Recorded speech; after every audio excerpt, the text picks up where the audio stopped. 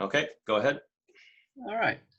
This is probably an idea about how not to spend your money. But I wanted to do this, and I did it. I spent the money. Once again, the camera.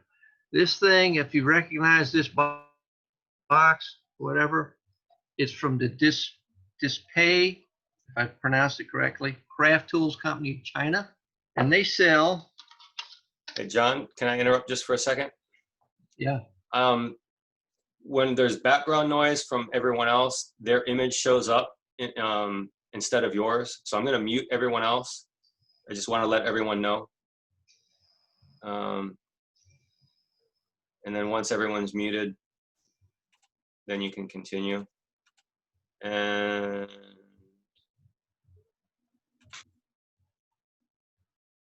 okay, please continue. Okay. So what I purchased was a little pin vise, basically, because I liked the shape. But it comes with a set of, once again, I have to figure out how to run it, stand in front of this camera. Comes with a set of the little carbide micro drills that, and I just wanted to try it, as opposed to, where's that camera? Camera was just a floating thing. There we go. See that? But anyway, they fit the handle, and you use it like your standard pin vise. I just had to have it. This comes under the Heinz rule of I didn't need it, but I wanted it. So anyway, got it off of eBay. It was fun, and I can't wait to use it. That's my story. So does it only have, will it only fit the tools it came with, or can you put a regular drill bit in there? Well, it's machined for, actually I'm not, it's probably metric, but it looks like it's machined to hold a 1/8 okay. shaft of something. So I think there's a lot of little Dremel pieces and whatnot that I can also fit in here and see what I can do with them. It's just something I wanted to mess. You just need a set of collets that would fit in the end of that or something. Hey, John. I don't know if you folks know, I get my bits like that from a company called DrillBitsUnlimited.com. Yeah. They resharpen bits that come out of, I guess the military just has a lot of cast off bits. They resharpen them and resell them, and for our needs, they're terrific and they're relatively cheap. So yeah, Tom, I've got some of them, and I like the fact that they're all the same. The shaft parts are all the same diameter. So you don't have to keep changing the collet in your pin vise. But it's an interesting tool. Probably paid just a little too much for it. I think I paid $25 for that, and and a set of bits, and the little locking. Well, it's not really a screwdriver, but the little locking thing, and then they also send you an Allen wrench just in case. But I like the gadgets, you know that. So that's it. Now mute me.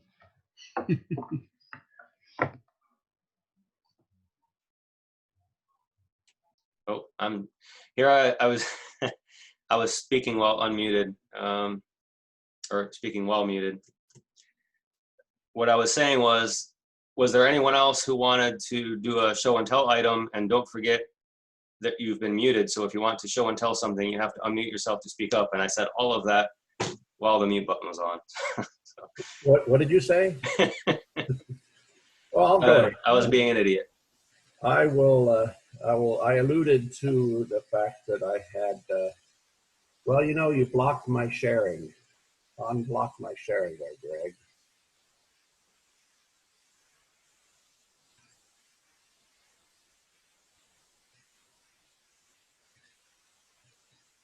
Are you there? You're still muted.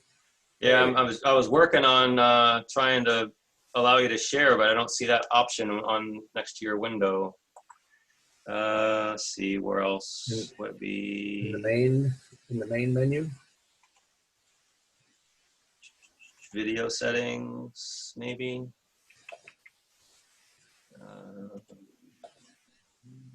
Okay, I'd take the hint. We can move on.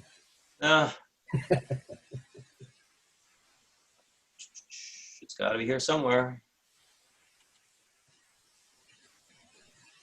I'm working on it, Gene. Just give me a moment. It must be set up like that, Greg, in your preferences when you started the meeting. Well, I'm sure I can do it in the middle of a meeting because I've done it before. I'm just not remembering where to find it. So I'm in the settings right now. There's a general section. I don't see it there. Video section. Not seeing it there. Under advanced, maybe. Nope. Share screen. Enable remote control. No, that's something else. Huh.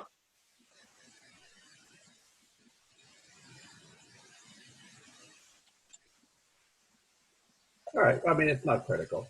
All right. Someone who doesn't need to share their screen can go next while I'm trying to figure this out, and we'll come back to Gene. How about that? I can go. So last month I'd been messing around with the molds for a month to try to figure out whether I could plank over them, and it turns out you can. So this is the Oyster Sharpie. As of last month, it had the chines and a couple planks across it, but now I've got the side planks up, and I've started to work on the stern. Hopefully this is in focus. I can tell where the camera is, but I can't tell the focal length from what I'm seeing.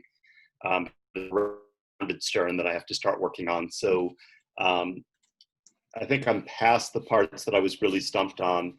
And now I'm going to work on some of the inner framing, the mast depth, and the stern. And it should be pretty straightforward from this point on.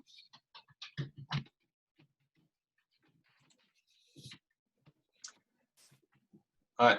Thanks, David. Unfortunately, I didn't listen to a word you were saying because I was trying to figure out the sharing thing, which I finally did. I hope it was great. I'll catch it when I watch the recording later. Gene, you should be good to go.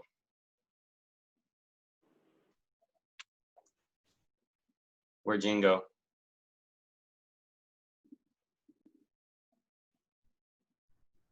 He's gone? I don't see him. In the... Huh. Okay. Don't know why he dropped out. Is there anyone else who wants to do a show and tell item? Oh, Gene Berger is calling me. Just a moment. Hello, Gene. Ah, I see. There you go. Okay. Yep. Didn't notice the waiting room. All right, Gene, I figured out the sharing thing as well, so you can go if you'd like. Oh, okay. Yeah, I had I inadvertently bounced myself out of the meeting. All righty. Let me see here. As I had alluded to my new project earlier, there's a few photos of my preparation and drawings that I did on my computer to expand it out to the correct size. And it's built up just like any other model, pretty much. Pasted all the drawings to board and then cut them all out in the traditional way. That way everything is all keyed up and coordinated. As I said, it's a 1/4 inch to the foot model. So it yields almost a 7 foot hull. And there's some of the framing going up with the keel. This aspect of modeling I enjoy the most. You know, you get quick progress, you see things build very quickly, and it comes together. Here's some of the plating or the sheathing. And I mean, that's not much further than what you see. I've got all the hull complete at this point. It's just a matter of filling in all the grain and smoothing the hull so that I can then go ahead and start putting on the details. And that's it. That's where I am at this point. What are all those weights and where do they come from? Oh, actually, those weights were for the United States when it was still going to be an operating model. So Okay. I had ballast all designed for the spaces.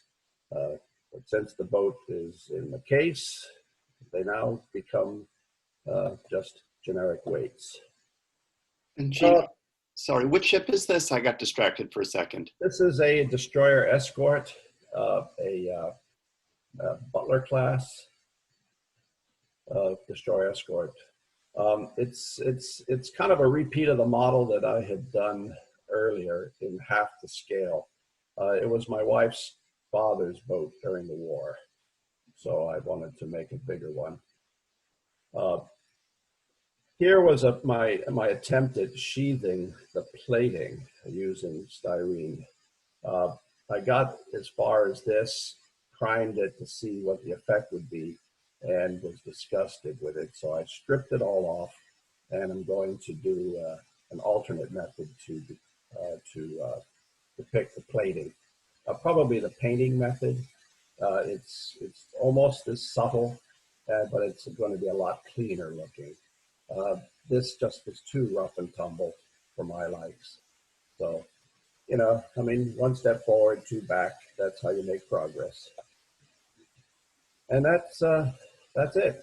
That's where I am today. Here's some drawings. It always helps to have all of the correct, research. I've got all the lines, the plating, models, drawings, and things. So, I mean, you can hardly go wrong. There, that's a better picture of it.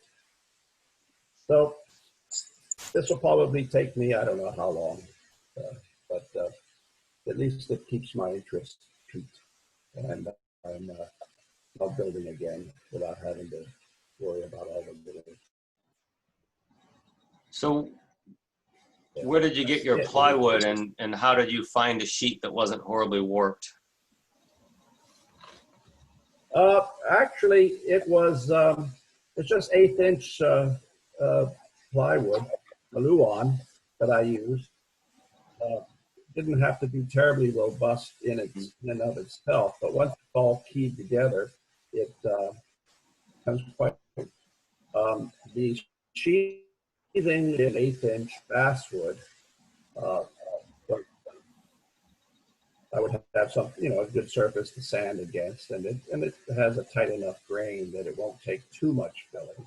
I did fill it with some sanding sealer, and then right now I'm in the process of sanding and priming, sanding and priming until everything is filled. So your centerline bulkhead and your frames are only 1/8 of an inch. They look thicker than that. Yeah, here, let me back up if I can. Well, it's not going to let me do that.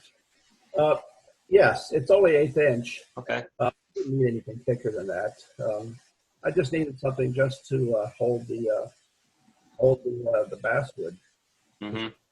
I purposely undersized all of the frames by 1/8 of an inch to compensate for the thickness of the sheathing, so that both side dimensions will be correct once it's finally sanded. Apologize. Here, there it is. My computer is freezing up a little bit. I'm trying to stop sharing here. There it goes, finally. Yeah, so that's where I am with that. I mean, it's a traditional build, nothing unusual. You have a guest there, Greg. Someone snuck in the room. Where is that? Right behind you. Your seat. Oh, that guest. I was looking on the participant list. Mary behind. All right.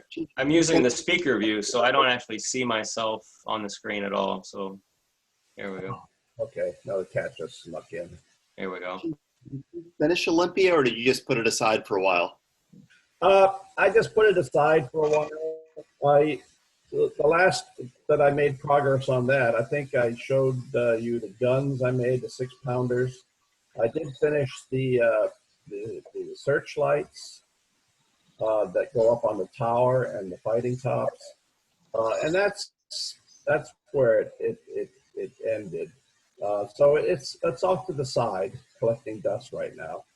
I just needed a refresh view, just something else to fiddle with for a while. I was just getting a little bored with all the minutia and the tiny details. And from here on out, the Olympia is going to be fraught with that stuff. Just lots of little tiny things, slow progress, and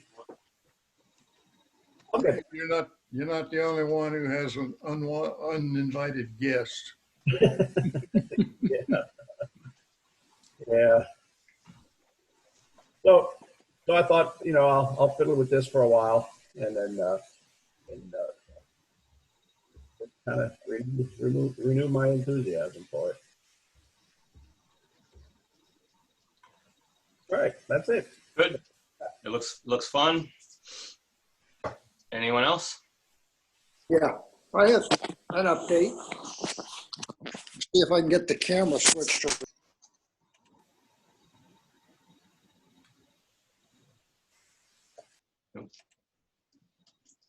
I accidentally muted you, Gene. Sorry, my fault. That's all right, I unmuted. I finished up the stern wheeler towboat I had been working on, the Duster Hand, so that's done. And I started another model, another steamship. This is in Mount Washington. The hull is still in the rough in the background. And it's got a walking beam engine. And because the engine's going to show, and the engine and boiler are probably a third of the length of the hull, I figured I'd build them first and make sure they fit before I built the ship around it. So that's what I've been working on. That's it. That looks really good. Well, it's coming okay so far. All right, awesome. Anyone else?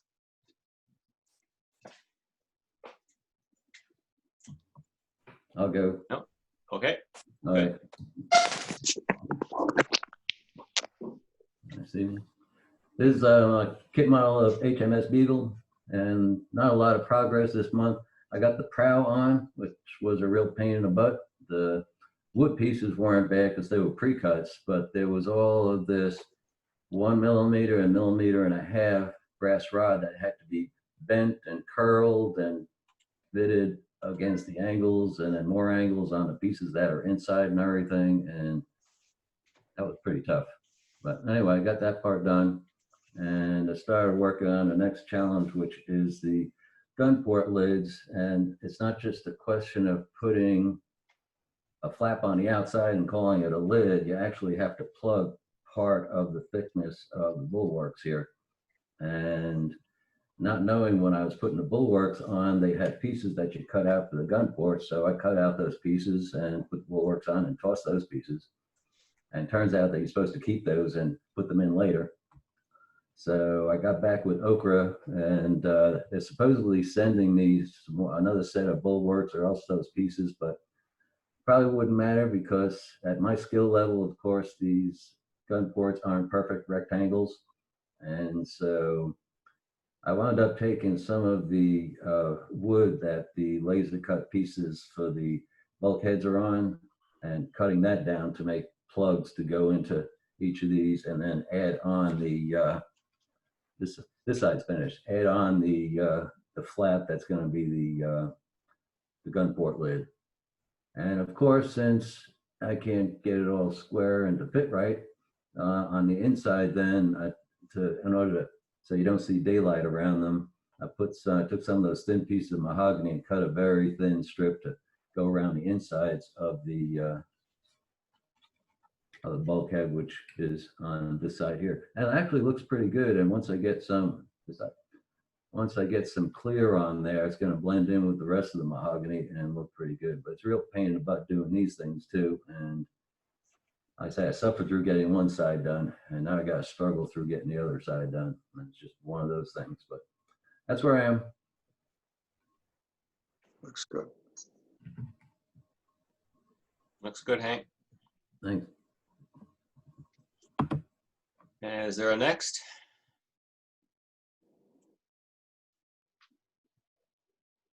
If there's not, I'll switch to the presentation. But going once, going I'll twice. go real quick, Greg. Sure thing. What I want to share is out in the shop, but I'll just talk about it real quick. Matthews Maritime Foundation, and I'm partnering with them. We're building a large model of a Chesapeake Bay box stern workboat that we're going to raffle off to raise money for the hospital here in Gloucester. So I hope to unveil it all in September. It's almost 30 some odd inches long, and it was a little bit more work than I thought it was going to be going that big.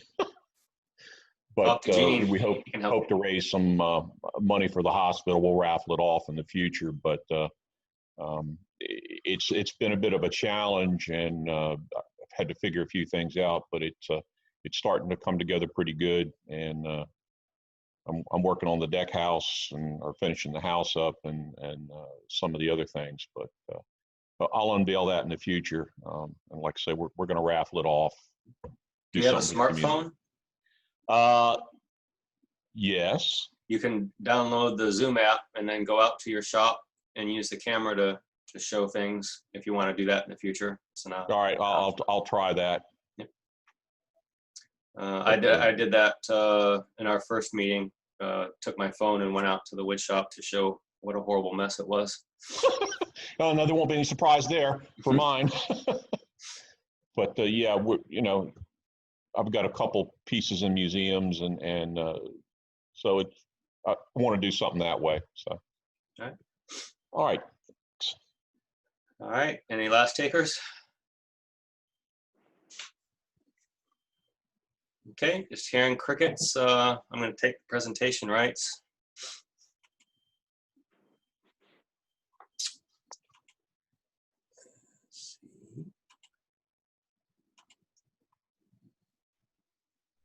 Let me know if you guys are seeing my screen. Anyone? Yep. Okay. See a thumbs up from Gene. Yep. All right. Oh, wait, I'm going to go back and stop and start the recording again.